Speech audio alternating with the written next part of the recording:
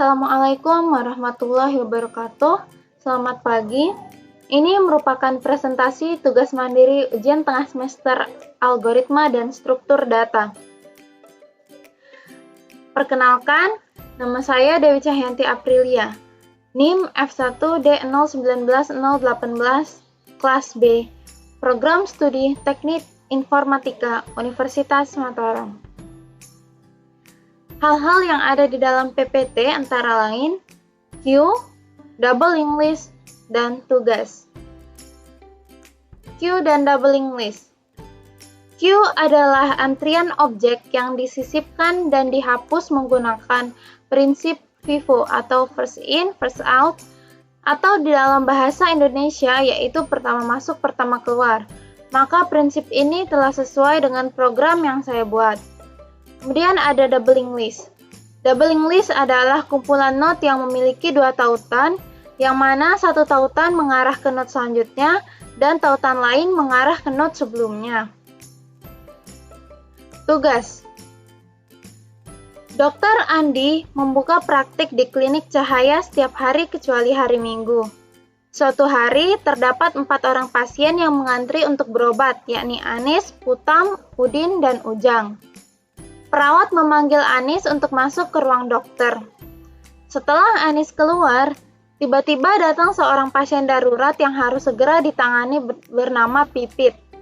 Sehingga Pipit diletakkan paling depan di antrian. Pipit kemudian mendapatkan penanganan dan sisa antrian hanya Putam, Udin, dan Ujang. Kemudian datang pasien tua renta bernama Nek Siti yang menyebabkan Udin dan Ujang merasa iba atau tidak tega. Sehingga mereka mempersilahkan Nek Siti mengantri di antara Putam dan Udin. Namun, Udin tiba-tiba merasa ingin buang air kecil. Terpaksa ia pergi meninggalkan antrian. Akhirnya, semua pasien telah ditangani oleh Dr. Andi. Tak lama kemudian, datang pasien lagi bernama Safira dan Esi. Karena mereka datang di saat antrian kosong, maka perawat menyuruh Esi dan Safira untuk membuat antrian baru agar bisa ditangani oleh Dr. Andi. Representasikan soal di atas menggunakan kode pada bahasa pemrograman Java. Untuk penjelasan program yang saya buat, akan saya jelaskan pada slide selanjutnya. Dalam program yang saya buat terdapat 3 kelas, yang mana kelas tersebut akan saya jelaskan satu persatu.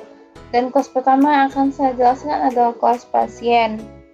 Kelas pasien adalah package dari kelas klinik, yang apabila kita membuat kelas pasien maka akan terbentuk objek kelas pasien yang berisi integer no, string nama, pasien next dan pasien pref. Integer no dan string nama ini merupakan inisialisasi dari sebuah data yang bertipe data integer dan string. Pasien next dan pasien pref ini merupakan sebuah untaian yang nantinya berfungsi untuk membantu kita untuk menghubungkan ke node selanjutnya dan ke node sebelumnya. Kemudian dalam kelas ini terdapat constructor yang merupakan suatu metode khusus yang digunakan dalam eksekusi program. Parameternya yaitu integer no dan string nama, kemudian berisi this.no sama dengan no dan this.nama sama dengan nama. This ini berfungsi untuk mengisi variabel yang telah kita deklarasikan di atas. Dan kita berpindah ke kelas antrian. Kelas antrian ini akan membuat sebuah kelas yaitu public kelas antrian, yang isinya pertama adalah pasien head dan pasien tail yang berfungsi sebagai penanda nanti. Kemudian ada constructor juga, yakni isinya head sama dengan tail sama dengan no, maksudnya adalah nilai dari head dan tailnya masih sama dengan no. Oh iya, untuk kelas antrian ini dia terdiri dari beberapa metode yang akan saya jelaskan pada slide selanjutnya.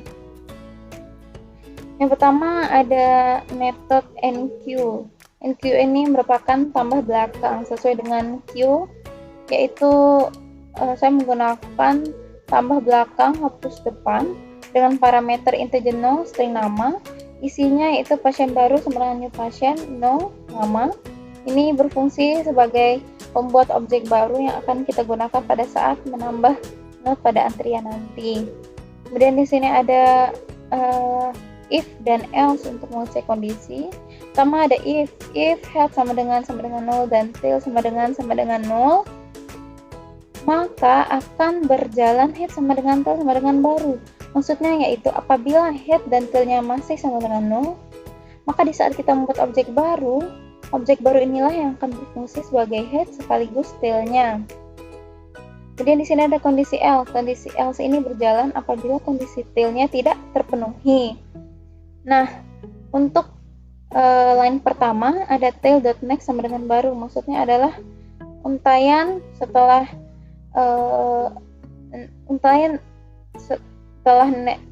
tail ini menunjuk ke baru. Kemudian baru.pref sama dengan tail adalah untayan sebelum baru ini akan menunjuk ke tail, dan tail sama dengan baru maksudnya adalah kita memindahkan tanda tailnya ke baru. Sini saya sudah memberikan contoh representasi gambar dari metode tambah belakang. Bisa dilihat ya. Kemudian ada metode add first atau tambah depan. Parameternya masih sama, isinya juga hingga head sama dengan tail sama dengan baru ini penjelasannya masih sama seperti metode sebelumnya. Kemudian kondisi else-nya. Di sini head.pref sama dengan baru, maksudnya adalah untayan sebelumnya dari head ini akan mengarah ke baru.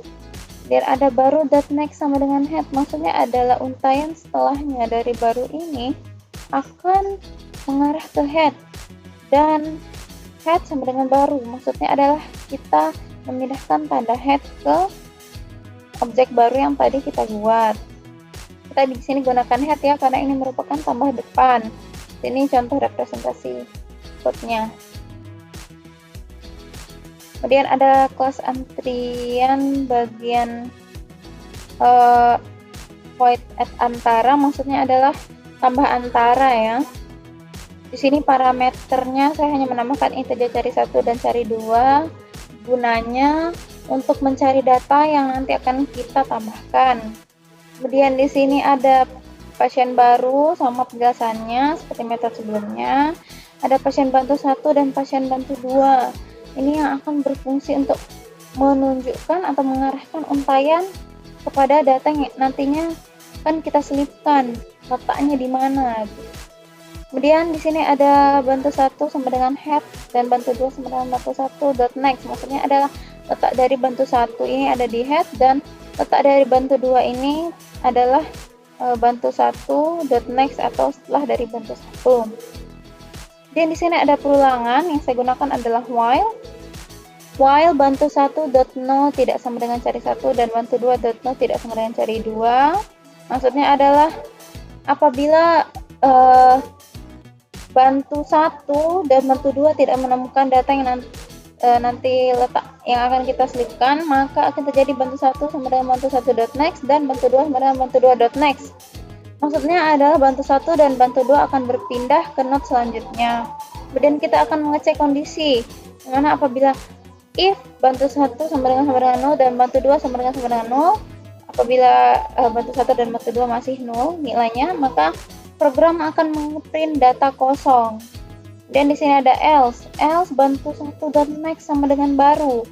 Ini adalah untayan selanjutnya dari bantu 1 adalah baru, dan baru.next sama dengan bantu 2 maksudnya adalah untayan selanjutnya dari baru ini akan mengarah ke bantu 2. Maka bantu 2.pref sama dengan baru. Untayan sebelumnya dari bantu 2 akan mengarah ke baru, dan baru.pref sama dengan bantu 1. Untayan sebelumnya dari baru ini akan mengarah ke bantu 1. Ini adalah contoh representasi dari code yang saya buat. Saya sudah jelaskan juga bersama code-nya di sini. Kemudian ada metode DQ. Metode DQ ini adalah metode untuk hapus depan. Ini sesuai dengan Q.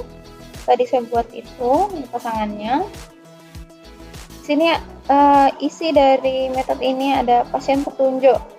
Saya membuat suatu saya membuat sebuah metode petunjuk. Ini berfungsi untuk mengarahkan kita untuk mencari data mana yang akan kita hapus. Kemudian petunjuk sama dengan head, ini berarti saya meletakkan petunjuk ini di head. Kemudian ada if else di sini untuk mengecek kondisi di mana if head sama dengan null dan tail sama dengan null, system.out.print kosong. Kemudian ada kondisi else. Yang pertama ada head sama dengan petunjuk.next, maksudnya adalah kita memindahkan tanda head ini ke petunjuk.next, maksudnya adalah untayan selanjutnya dari node petunjuk ini. Kemudian sini ada head.pref sama dengan null, maksudnya adalah untayan sebelumnya dari head ini adalah null, dan petunjuk.next sama dengan null, maksudnya adalah untayan selanjutnya dari petunjuk ini adalah null. Ini adalah contoh representasi code-nya. Kemudian di sini ada metode hapus belakang atau saya namakan delete last. Isinya sampai kondisi if ini masih sama seperti metode sebelumnya. Kemudian di sini yang membedakannya hanya di petunjuk sama dengan tail ya. Karena di sini metodenya hapus belakang, maka saya meletakkan petunjuk itu di tail. Kemudian untuk kondisi else, sini ada tail sama dengan petunjuk.pref, maksudnya adalah kita memindahkan tanda tail ini ke node yang untayannya itu merupakan node maksud saya tail ini kita letakkan di petunjuk.pref, maksudnya adalah karena petunjuk.pref ini kan mengarah ke untayan sebelumnya, jadi sebelum dari petunjuk ini yaitu node tail. Kemudian di sini ada tail.next sama dengan null. Ini maksudnya adalah untayan selanjutnya dari tail ini adalah null dan petunjuk.pref sama dengan null. Maksudnya adalah untayan sebelumnya dari petunjuk ini adalah null. Ini representasinya. Kemudian di sini ada delete cari, metode delete cari, yaitu metode yang saya gunakan untuk menghapus data yang berada di tengah. Di sini ada pasien petunjuk, ini masih sama penjelasannya. Petunjuk sama dengan tail, berarti saya letakkan petunjuk di tailnya. Kemudian ada perulangan. While petunjuk.pref.no tidak sama dengan data yang dicari, maksudnya adalah apabila petunjuk ini mengarah ke tautan sebelumnya yang bukan dari data yang kita cari, maka petunjuk sama dengan petunjuk.pref, maka petunjuk ini akan berpindah ke node sebelumnya. Kemudian di sini akan terjadi sebuah eksekusi program ya. Di line pertamanya yaitu petunjuk sama dengan pref.pref.next sama dengan petunjuk. Sini maksudnya adalah apabila data tadi sudah kita temukan, maka petunjuk .pref dia mengarah ke untayan sebelumnya, kemudian lagi mengarah ke untayan sebelumnya, kemudian dia langsung mengarah ke untayan selanjutnya dan diarahkan kepada node petunjuk. Kemudian di sini ada petunjuk.pref sama dengan petunjuk.pref.pref.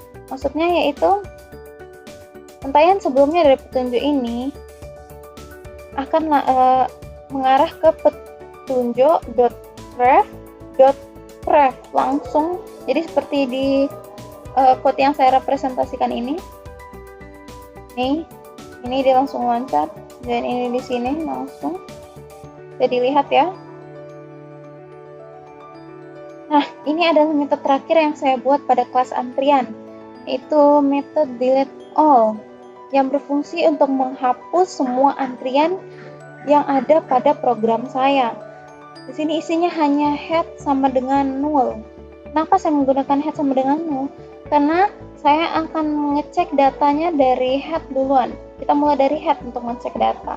Dan di sini jika headnya saja sudah null atau tidak ada, maka antrian yang kita buat tadi juga akan terhapus secara otomatis. Ini representasi code-nya. Nah, untuk metode tampil sendiri, ini bukan metode yang untuk tambah, untuk hapus atau untuk sebagainya. Tapi ini untuk menampilkan saja. Pada kelas antrian saya tambah ya, maaf, bukan yang tadi code terakhir, tapi ini maksud saya metode terakhir. Di sini nama metodenya adalah tampil, isinya pasien petunjuk, penjelasannya masih sama. Kemudian di sini petunjuk sama dengan head. Ya masih saya tulis ya, artinya memindahkan tanda petunjuk ini ke head. Kemudian di sini ada perulangan while petunjuk tidak sama dengan 0. Ketika petunjuk tidak sama dengan 0, maka program akan memunculkan data dari petunjuk ini. Sama dengan sistem .out.println ini, maka program juga akan memunculkan data dari petunjuk ini, tapi kita lihat di sini ada no, ada nama berdasarkan yang udah kita deklarasi tadi sebelumnya. Dan di sini ada petunjuk sama dengan petunjuk.next. Maksudnya adalah kita memindahkan petunjuk ini ke node selanjutnya. Ketika kita menampilkan ini dan datanya maka dia akan petunjuk sama dengan petunjuk.next. Di sini adalah kelas terakhir, yaitu kelas klinik yang merupakan kelas main dari kelas sebelumnya. Di kelas klinik ini kita hanya memanggil metode-metode yang tadi telah kita buat pada kelas antrian. Seperti misalnya ini, langsung saja saya jelaskan. Di sini ada public class clinic. Public class clinic ini terbentuk di saat kita membuat di saat kita membuat kelas klinik ya. Saya langsung ya, isinya pertama ada antrian ini sama dengan new antrian. Ini sama fungsinya sebenarnya seperti menambah objek baru tadi. Saya di sini buat objek baru juga. Kenapa di sini saya menggunakan antrian? Karena pada kelas klinik ini kita hanya bisa memanggil kelas antrian untuk menghubungkan kita ke kelas pasien.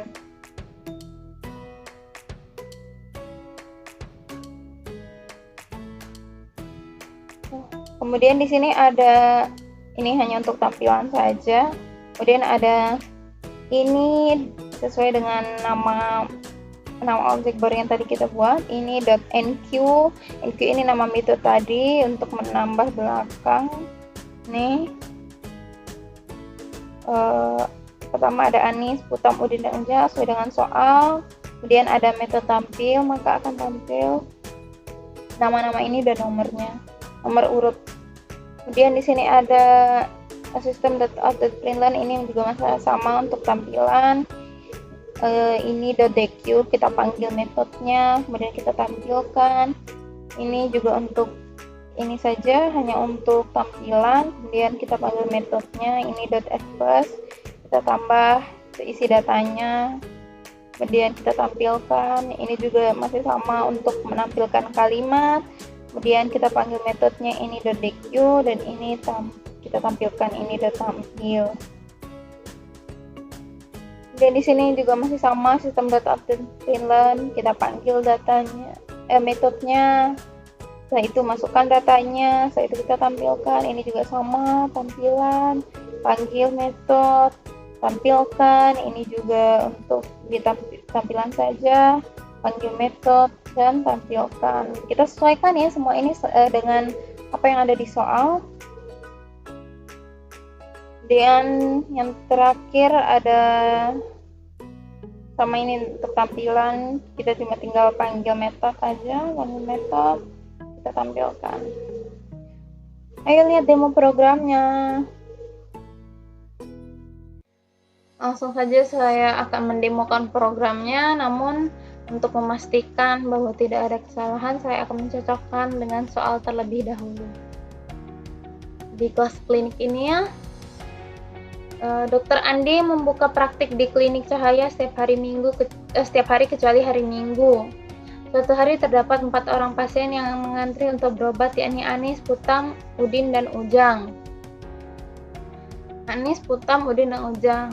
Jadi saya menggunakan NQ, yaitu metode yang berfungsi untuk menambah data ke belakang, karena ini antrian kan, berarti kalau kita nambah itu dia ke belakang, makanya saya pakai NQ. Kemudian perawat memanggil Anis untuk masuk ke ruang dokter, berarti Anis keluar dari antrian. Sisa antriannya hanya tinggal 3, berarti kita harus menghapus data pertama agar keluar dari antrian. Saya di sini menggunakan metode DQ. Jadi saya panggil ini .dq karena DQ ini berfungsi untuk menghapus data paling depan. Kemudian setelah Anis keluar, tiba-tiba ada pasien darurat yang harus segera ditangani bernama Pipit, sehingga Pipit diletakkan paling depan antrian. Muncul pasien baru yang harus mendapat pertolongan cepat. Jadi saya gunakan at first. Kenapa? Karena pasien ini harus mendapatkan pertolongan cepat. Oleh karena itu saya menaruhnya di antrian paling depan. Namun dengan nomor urut yang tetap sesuai, yaitu 5, kemudian saya tulis namanya dan saya tampilkan. Pipit mendapatkan penanganan sehingga sisa antrian Putam, Udin, dan Ujang. Nih, sisa antrian setelah pasien darurat ditangani. Berarti di sini saya juga harus menghapus data dari si Pipit ini yang diletakkan paling depan, antrian paling depan. Itulah sebabnya saya menggunakan metode DQ untuk menghapus depan, kemudian saya tampilkan. Setelah itu, kemudian datang pasien tua renta bernama Nek Siti. Udin dan Ujang tidak tega sehingga dipersilahkan mengantri di antara Putam dan Udin. Sini, pasien lansia yang didahulukan pada antrian Putam dan Udin.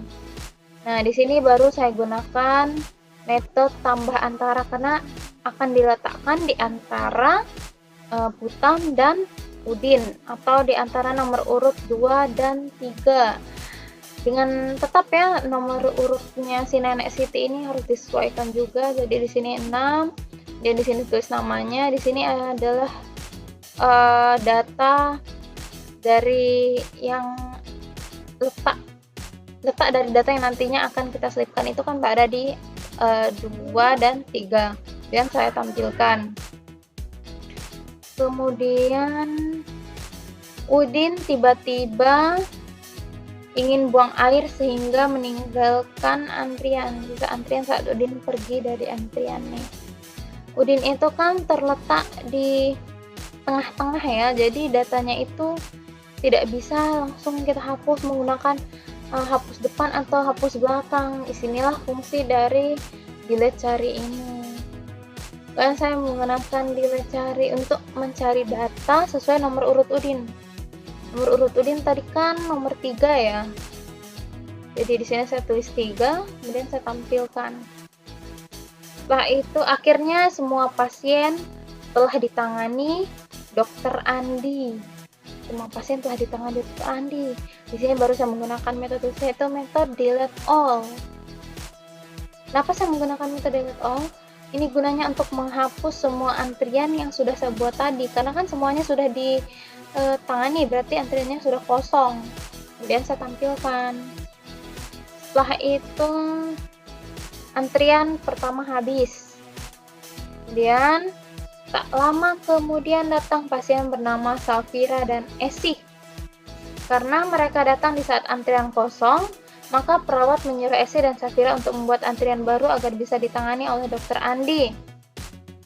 Nih, membuat antrian baru.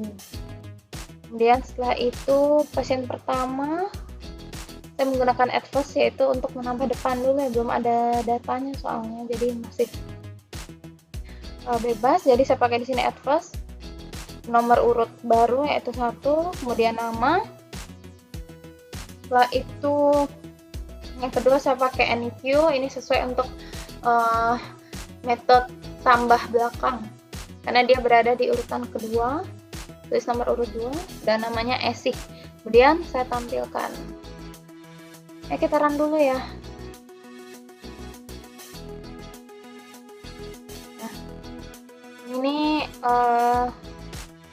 hasil runnya. Antrian awal, ini kan ada Anis, Putam, Udin, dan Ujang. Kemudian sisa antrian setelah Anis mendapat penanganan nomor urut 2, 3, 4, Putam, Udin, Ujang. Kemudian muncul pasien baru yang harus mendapat pertolongan cepat bernama Pipit. Pipit diletakkan di antrian pertama dengan nomor urut 5. Kemudian sisa antrian setelah pasien darurat ditangani, Pipit sudah ditangani. Berarti sisanya hanya Putam, Udin, dan Ujang. Kemudian pasien lansia yang didahulukan pada antrian Putam dan Udin.